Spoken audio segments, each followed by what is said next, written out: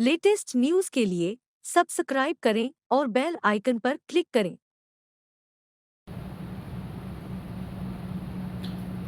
Oxygen की कमी को लेकर हुई मौतों पर कांग्रेस झूठ का सहारा लेकर राजनीति कर रही है। राज्यों के द्वारा आंकड़े उपलब्ध नहीं होने के कारण जब केंद्र के द्वारा यह कहना कि ऑक्सीजन से कोई मौतें नहीं हुई, तो कांग्रेस के पूर्व अध्यक्ष के द्वारा यह सवाल करना कि केंद्र की सरकार इस नाम पर झूठ परोस रही है। लेकिन क्या केंद्र की सरकार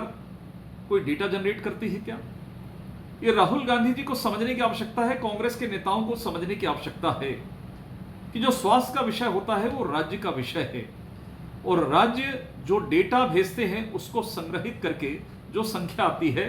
वह केंद्र बताता है कि कौन सी मौतें किन कमियों के कारण हुई है। पहले सवाल खड़ा करना, और कांग्रेस शासित जो राज्य है महाराष्ट्र या छत्तीसगढ़ की मैं बात करूं तो छत्तीसगढ़ से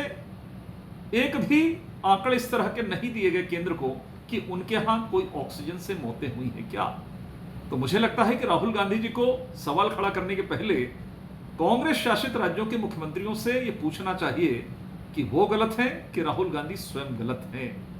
लेकिन आज दुर्भाग्य से कहना पड़ रहा है कि कांग्रेस की जो सरकारें हैं, राज्य की सरकारें हैं,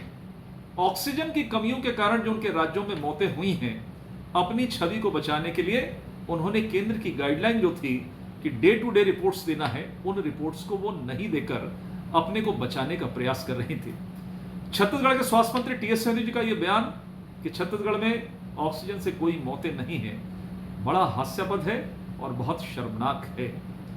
राजधानी के इंडोर स्टेडियम को जो अस्थायी कोविड सेंटर बनाया गया था, वहां पर कई मौतें ऑक्सीजन की कमी से हुई, जो समाचार पत्रों में और मीडिया से बहुत त्वरित गति से उठाया गया था। खरोरा के एक निजी अस्पताल में 19 अप्रैल 2021 को यह रिपोर्ट्स आई कि 4 लोगों की मौतें ऑक्सीजन की कमी से हुई, और जब परिजनों ने सवाल खड़े किए तो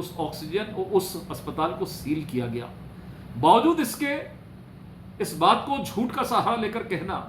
कि हमारे प्रदेश के अंदर में ऑक्सीजन से कोई मौतें नहीं हुई हैं, बड़ा हास्यास्पद बयान है।